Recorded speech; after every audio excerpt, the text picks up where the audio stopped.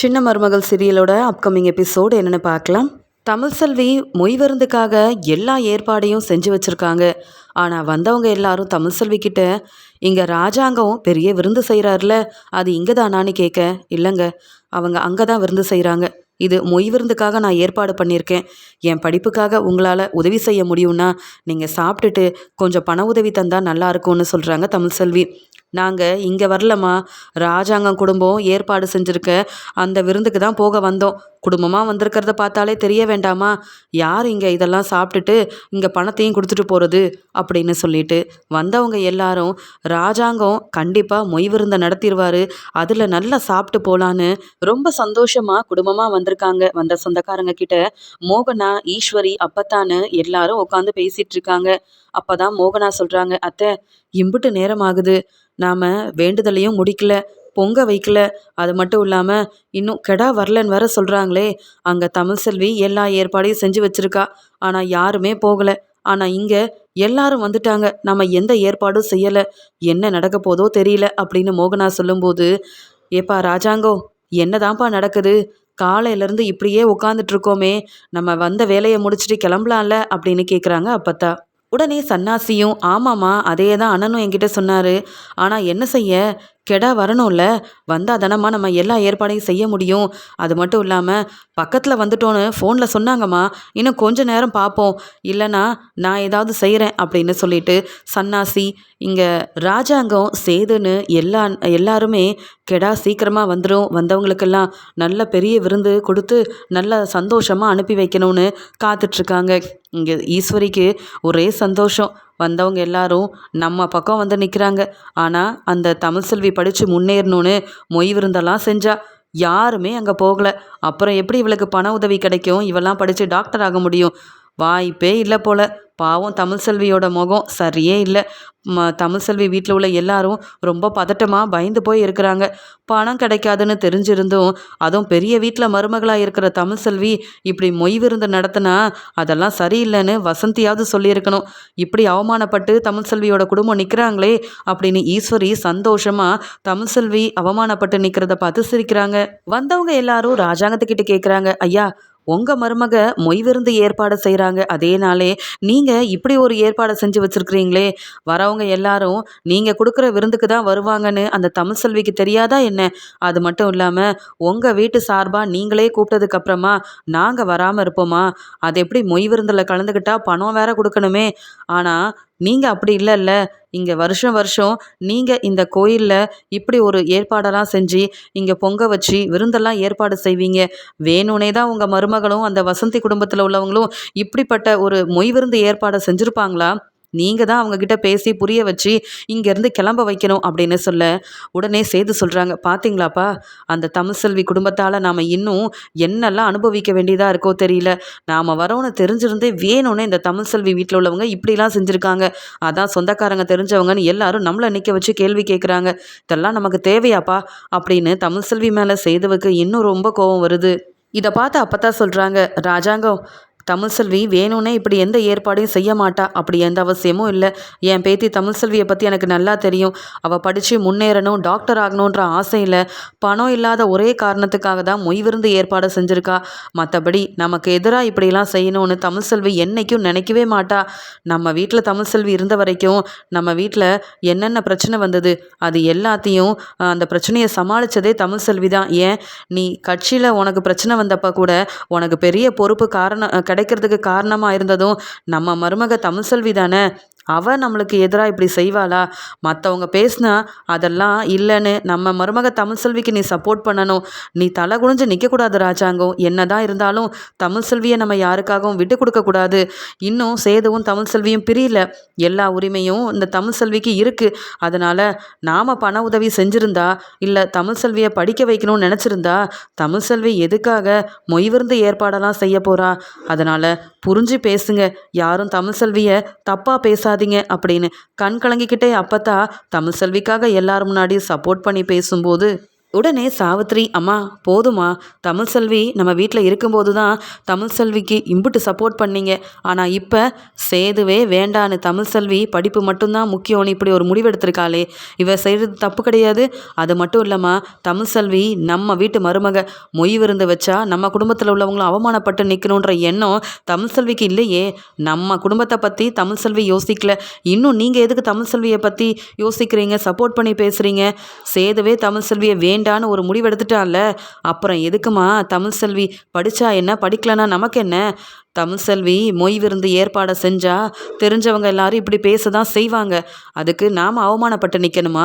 சேது சொல்கிறது சரிதாம்மா. சேது இனியாவது பிடிச்ச வாழ்க்கையை நல்லபடியாக வாழட்டும். ஆனால் என்றைக்கும் நம்ம வீட்டு மருமகளாக இருந்து நம்மளை ஏமாற்றிட்டு தலகுனியை வச்சிட்ருக்க இந்த தமிழ் செல்வியை சேது ஏற்றுக்கவும் கூடாது. இங்கே யாரும் தமிழ் செல்வியை மன்னிச்சு நம்ம வீட்டுக்கு மருமகளாக கூட்டிகிட்டு வரவும் கூடாது அப்படின்னு தாமரைக்காக தமிழ் செல்வியும் சேதுவும் பிரிஞ்சே தான் இருக்கணுன்ற கோவத்தில் சாவித்திரி இப்படி ரொம்ப கோவமாக பேசுகிறாங்க. உடனே ராஜாங்கம், போதும் சாவித்திரி, நாம் கோயிலுக்கு வந்தது எதுக்குன்னு தெரியும்ல. அடுத்தவங்கள பார்த்து பொறாமப்படவோ பிரச்சனை செய்யவோ வரல. நாம் வேண்டுதல் எல்லாத்தையும் முடிச்சுட்டு வந்தவங்களுக்கு நல்லபடியாக விருந்தெல்லாம் கொடுத்துட்டு கிளம்பணும். நீங்கள் என்னவோ அந்த தமிழ் செல்வியை பற்றி பேசிகிட்டு இருக்கீங்க. நான் ஏற்கனவே சொல்லியிருக்கேன், தமிழ் செல்வி சேதுவோட பிரச்சனையை இங்கே யாரும் பேசக்கூடாதுன்னு. வந்த இடத்துலையும் இப்படியா? வரவங்க கேட்குற கேள்விக்கு நான் பதில் சொல்லிக்கிறேன். நீங்கள் பிரச்சனை செய்யாமல் பொறுமையாக இருங்க. ஏற்கனவே எல்லாரும் வந்துட்டாங்க. விருந்து ஏற்பாடு செய்யலை, வேண்டுதலுக்கு ஒன்றும் செய்யலை, கெடாவும் வரலன்னு நானே ரொம்ப குழப்பத்தில் இருக்கேன். இதில் நீங்கள் வேற அடுத்தவங்கள பற்றி இப்படி தப்பாக பேசுகிறதெல்லாம் சரியில்லை சாவித்ரி. அந்த தமிழ் செல்வி இப்போ நம்ம வீட்டில் இல்லை, நம்ம வீட்டு மருமகளாகவும் இல்லை. வசந்தியோட பொண்ணாக மொய் விருந்து ஏற்பாடை செஞ்சுருக்கா. அதனால் நாம் பொறுமையாக அமைதியாக தான் இருக்கணும் அப்படின்னு சொல்லிட்டு, சன்னாசி இன்னும் பொறுமையாலாம் இருக்க முடியாது சன்னாசி. நீ சீக்கிரமாக ஃபோன் பண்ணி அங்கே கெடாவை எடுத்துகிட்டு வர முடியுமா முடியாதான்னு கேளு. இதுக்கு மேலேயும் வந்தவங்க எல்லாரும் நம்மளை கேள்வி கேட்கறதுக்குள்ளே ஏதாவது ஏற்பாடு செஞ்சாகணும் அப்படின்னு சொல்லும்போது உடனே சேது, சித்தப்பா நீங்கள் ஃபோன் நம்பரை கொடுங்க, நான் பேசுகிறேன் அப்படின்னு சொல்லிட்டு இங்கே ஃபோன் பண்ணுறாங்க.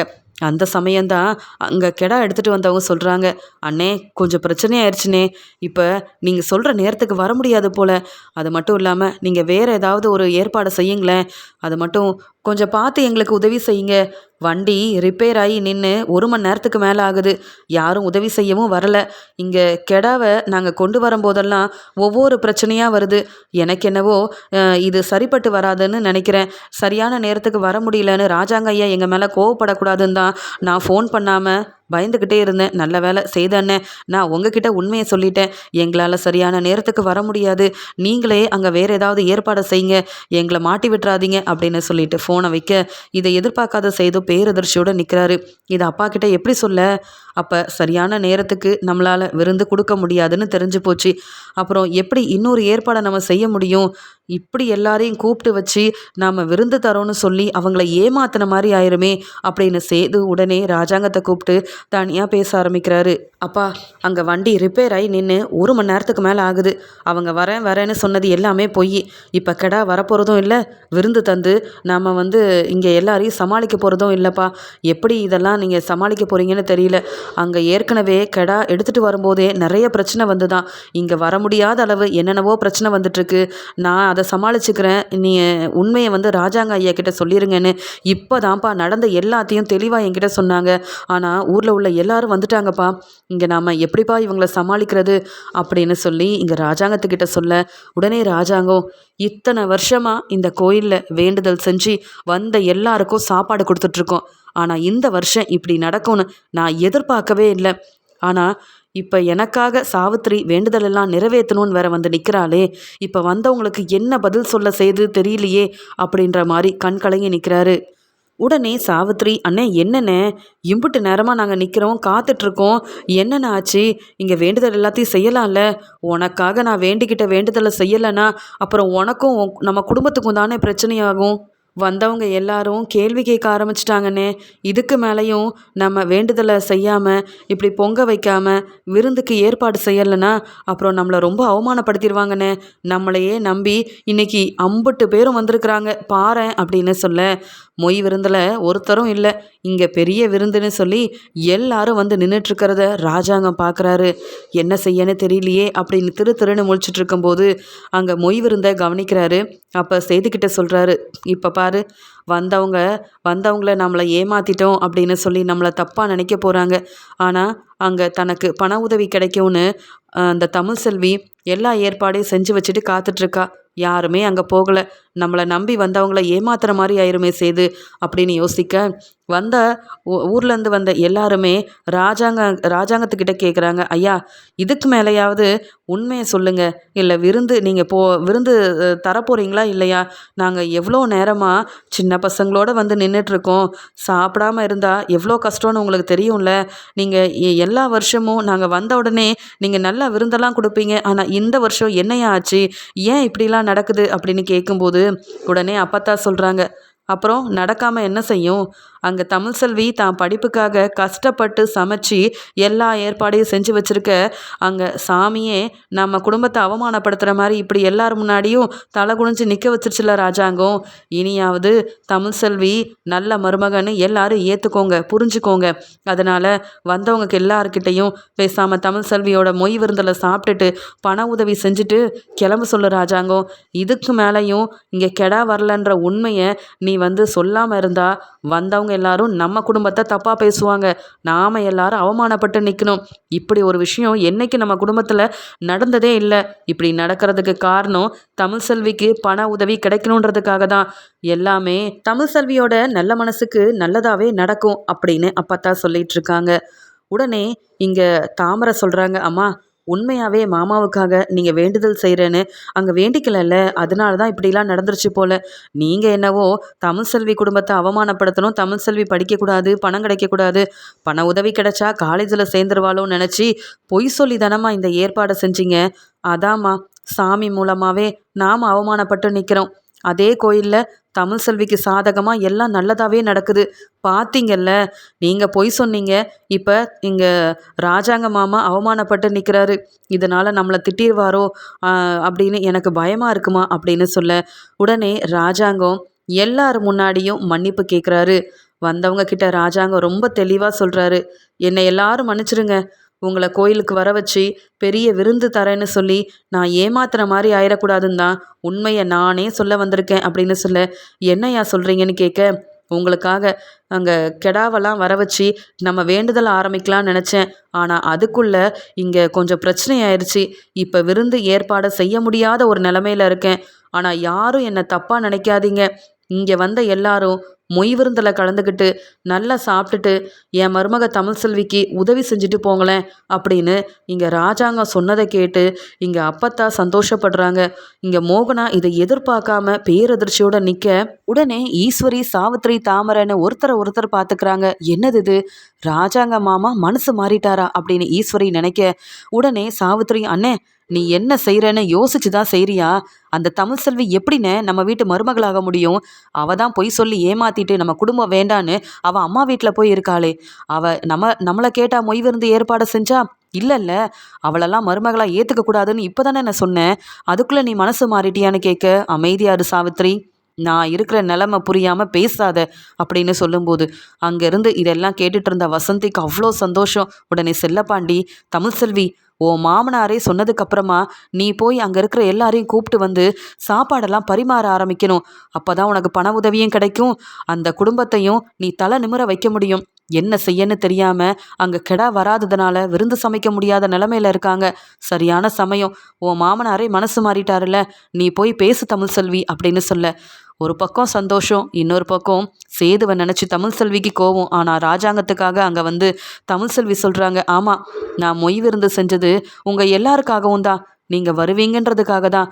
என் மாமனார் சமைச்சு கொடுக்குற அந்த விருந்தை விட இங்கே நீங்கள் இப்போ எங்கள் மாமனாரே சொன்னதுக்கப்புறமா நீங்கள் எல்லாரும் இங்கே வந்து சாப்பிடலாம் அப்படின்னு சொல்லும்போது ராஜாங்கம் தமிழ் செல்விக்கிட்ட சொல்கிறாங்க, நீ வந்தவங்களுக்கெல்லாம் நீ சமைச்ச சாப்பாடை நல்லபடியாக பரிமாறு. வந்தவங்க பணத்தையும் கொடுத்துட்டு அந்த மொய் விருந்தை சாப்பிட்டுட்டு போவாங்க. இப்போ எனக்கு வேறு வழி தெரியல தமிழ் செல்வி, நீ தான் எனக்கு உதவி செய்யணும்னு சொல்ல என்ன மாமா இப்படி பேசுகிறீங்க? நம்ம குடும்பம் அவமானப்பட்டு நிற்க நான் விட்டுருவேனா என்ன? நீங்கள் சொன்னதுக்கப்புறமா வந்த எல்லாருக்கும் இன்னும் எத்தனை பேர் வந்தாலும் நான் சமைச்ச சாப்பாடை கொடுக்குறேன். நீங்கள் கவலைப்படாதீங்க. நம்ம குடும்பம் என்றைக்கும் தலை குனியக்கூடாது. தலை நிமிர்ந்து தான் நிற்கணும் மாமா அப்படின்னு சொல்லி வந்தவங்க எல்லாரையுமே தமிழ்செல்வி தன்னுடைய மொய் விருந்துக்காக கூட்டிகிட்டு போகிறாங்க. ராஜாங்கத்துக்கு அப்போ தான் கொஞ்சம் நிம்மதியாக இருக்குது. எப்படியோ வந்தவங்கள ஏமாத்தாம சாப்பாடாவது கொடுத்து அனுப்பின ஒரு நிம்மதி எனக்கு இருக்குதுன்னு நினைக்கும்போது இங்கே இதை பார்த்துட்டு தாங்கிக்க முடியாத கோவத்தில் சாவித்திரி, தாமரை, ஈஸ்வரின்னு ரொம்ப கோவத்தில் நிற்கிறாங்க. வந்தவங்க எல்லாரும் ராஜாங்க ஐயாவே சொன்னதுக்கப்புறமா இனியும் நம்ம எந்த கேள்வியும் கேட்கக்கூடாது அப்படின்னு சொல்கிறாங்க. இன்னும் கொஞ்சம் பேர் ராஜாங்கத்துக்கிட்ட சொல்கிறாங்க, என்னய்யா உங்களை நம்பி வந்தோம் இப்படி செஞ்சிட்டீங்களே, இருந்தாலும் நீங்கள் சொன்னதுக்காக வேற வழி இல்லாமல் மொய் விருந்தில் போய் சாப்பிட போகிறோம். இதுக்காகவா நாங்கள் குடும்பமாக வந்தோம்? ஆனாலும் இப்படி நீங்கள் எல்லாரும் எங்களை ஏமாத்துவீங்கன்னு நினைக்கவே இல்லை. காலையிலேருந்து இம்புட்டு நேரம் காத்துட்டு இருந்தோம். இதை நீங்கள் முன்னாடியே சொல்லியிருக்கலாம்ல அப்படின்னு ராஜாங்கத்தை கேள்வி கேட்க அவங்க பேசுகிற பேச்சுக்கு தமிழ்செல்வியும் சமாளித்து பொறுமையாக பதில் சொல்லி அவங்கள கூட்டிகிட்டு போய் சாப்பிட வைக்கிறாங்க. வந்தவங்க எல்லாரும் சாப்பாடு ரொம்ப ருசியாக இருக்குன்னு தமிழ்செல்வியோட கைப்பக்குவத்தை பாராட்டி பேசுகிறாங்க. தமிழ்செல்வி, நீ இப்படி அருமையாக சமைப்பேன்னு எதிர்பார்க்கல. உன் மேலே எங்களுக்கு கோவம் இல்லை. ஆனால் உங்கள் அப்பா செல்லப்பாண்டி செஞ்ச வேலையால் தான் நாங்கள் எல்லாரும் கோவத்தில் இருந்தோம். செல்லப்பாண்டி எல்லார்கிட்டையும் கடன் வாங்கி அங்கே வேலை வாங்கி தரேன்னு சொல்லி பணத்தெல்லாம் வாங்கி ஏமாத்துனதுனால நாங்கள் மொய் விருந்துக்கு வரக்கூடாதுன்னு தான் அங்கே எல்லாரும் போனோம்.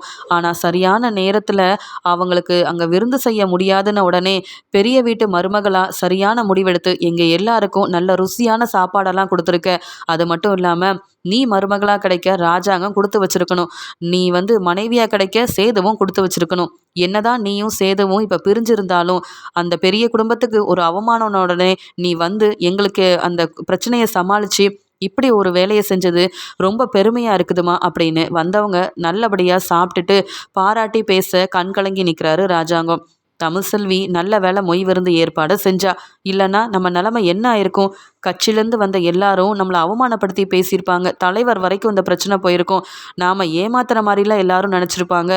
எப்படியோ மொய் விருந்துக்கு யாருமே போகலன்னு நினச்சோம். வந்தவங்க எல்லாரும் நல்லபடியாக சாப்பிட்டுட்டாங்க. அதுவே போதுன்ற சந்தோஷத்தில் இருக்காரு ராஜாங்கம். உடனே சேது கேட்குறாரு, என்னப்பா நீங்கள் தமிழ்செல்வி ஏற்பாடு செஞ்ச மொய் விருந்துக்கு போய் எல்லாரையும் போக சொல்லிட்டீங்க, இதெல்லாம் சரியாப்பா அப்படின்னு கேட்க, இதுதான் சரி. இப்போ அந்த மொய் விருந்தை மட்டும் தமிழ்செல்வி செய்யலைன்னா வந்தவங்க நம்ம எல்லாரையும் கேள்வி கேட்டு அவமானப்படுத்தியிருப்பாங்க. இந்த மாதிரி ஒரு அவமானத்தை நான் என்றைக்கும் பார்த்ததே இல்லாத மாதிரி நடந்திருக்கும். இது தலைவர் வரைக்கும் போயிருக்கும். தலைவரும் என்னை கூப்பிட்டு கேள்வி கேட்டிருப்பாரு. நாம் செஞ்ச தப்புக்கு அப்புறம் நம்ம தலை குனிஞ்சு நிற்கணுமா? ஆனால் தமிழ்செல்வி சரியான நேரத்தில் மொய் விருந்து வைக்க போய் உதவி செய்கிற மாதிரி அவளுக்கும் பண உதவி கிடைக்கும். நாமளும் அவமானப்பட்டு நிற்கல. அது போதும். இப்போ அமைதியாரு செய்து அப்புறமா இதை பற்றி பேசிக்கலாம் அப்படின்னு சொல்லும்போது மோகனா சொல்கிறாங்க, பார்த்தீங்களா, நாம் நினச்சது ஒன்று நடக்கிறது ஒன்று. இனியாவது தமிழ்செல்வியை நம்ம வீட்டுக்கு மருமகளாக கூட்டிகிட்டு வரலாம்ல. சேதுவும் தமிழ்செல்வியும் ஒன்று சேர்ந்து வாழ்ந்தால் நல்லா தானே இருக்கும். நம்ம குடும்பத்துக்கு ஒரு பிரச்சனைன்னு வந்தாலே முன்னாடி உதவி செய்ய நிற்கிறது தமிழ்செல்வி தான். இப்படி நல்ல மனசு இருக்கிற தமிழ்செல்வியை புரிஞ்சிக்காம அதுவும் நம்ம வீட்டு வாரிசை சுமந்துட்டுருக்க தமிழ்செல்வியை இன்னும் எத்தனை நாள் தான் வசந்தி வீட்டிலையே தங்க வச்சு இவங்க 2 பேரும் ஒன்று சேர வேண்டான்னு முடிவெடுக்கிறது அப்படின்னு சொல்லும்போது, நான் இப்போ என்ன செய்கிறதுன்னு தெரியாத ஒரு குழப்பத்தில் இருக்கேன். பொறுமையாக இரு, நான் கண்டிப்பாக ஒரு நல்ல முடிவாக எடுப்பேன் அப்படின்னு இங்கே மோகனா கிட்ட சொல்கிறாரு ராஜாங்கம். இங்கே ராஜாங்கம் சார்பாக நடக்க இருந்த அந்த விருந்துக்கு வந்த எல்லாரும் வேற வழி இல்லாமல் இங்கே விருந்து நடக்கலைன்னு தெரிஞ்சுக்கிட்டு மொய் விருந்தில் கலந்துக்கிறாங்க. சாப்பிட்டுட்டு நல்ல தமிழ்செல்வி படித்து முன்னேறணுன்றதுக்காகவும் தமிழ்செல்வியோட நல்ல மனசுக்காகவும் ராஜாங்கம் குடும்பத்துக்கு உதவி செய்ய முன் வந்த தமிழ்செல்விக்கு கண்டிப்பாக அவங்க டாக்டர் ஆகிறதுக்கு உதவி செய்யணும்னு வந்த எல்லாரும் நல்ல ருசியான சாப்பாடெல்லாம் சாப்பிட்டுட்டு தமிழ்செல்விக்கு பண உதவி செஞ்சுட்டு போக வசந்தி இதை பார்த்து ரொம்ப சந்தோஷப்படுறாங்க. தமிழ், நீ நினச்சது எதுவுமே நடக்காது, நீ படிக்க முடியுமா, இப்படிலாம் ரொம்ப நான் மனசு வேதனைப்பட்டேன். இங்கே நம்ம எதிர்பார்த்ததை விட நிறைய பேர் நம்ம உனக்காக உன் படிப்புக்காக பணம்லாம் கொடுத்துட்டு போயிருக்காங்க. பார்க்கவே சந்தோஷமாக இருக்குது தமிழ்னு சொல்லும்போது, நான் தான் சொன்னலம்மா நம்பிக்கையாக இருன்னு, எல்லாம் நல்லதாக நடக்கும்னு சொன்னல. யார் என்ன நம்மளுக்கு எதிராக திட்டம் போட்டாலும் நமக்குன்னு வர வேண்டியதை சரியாக வருமா, நீ கவலைப்படாமல் இரு அப்படின்னு சொல்லி பேசிகிட்டு இருக்காங்க. எல்லாரும் சாப்பிட்டுட்டு போகிறாங்க. இங்கே தமிழ்செல்விக்கு ரொம்ப சந்தோஷம். அந்த பணத்தெல்லாம் எண்ணுறாங்க. அம்மா, நினச்சதை விட நிறைய பணம் கிடச்சிருக்குமா, எப்படியாவது சீக்கிரமாக காலேஜில் சேரணும். நீ சொன்னல சாப்பாடெல்லாம் செஞ்சு வச்சிட்டோம், எல்லாம் வீணாக போகுதுன்னு.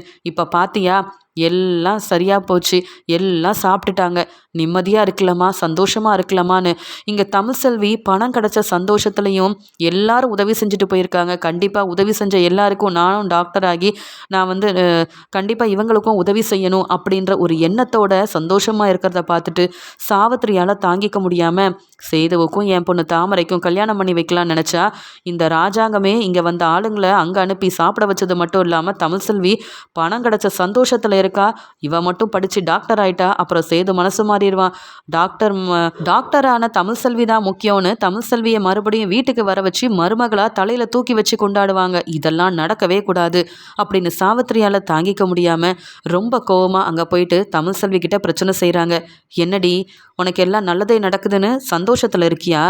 ரொம்ப திமிரா பேசின உனக்கெல்லாம் பண உதவி கிடைக்கக்கூடாதுன்னு நினச்சேன். போனா போதுன்னு எங்களுக்காக நாங்கள் கூப்பிட்டு வந்த எல்லாரையும் அங்கே மொய் விருந்துக்கு அனுப்புனதுக்கு இப்போ நீ இம்பிட்டு சந்தோஷமாக இருக்கியா? என்ன தான் இருந்தாலும் உன் மேலே நிறைய தப்பு இருக்குது. என்னைக்கும் நீ சேதுவோட மனைவி ஆக முடியாது.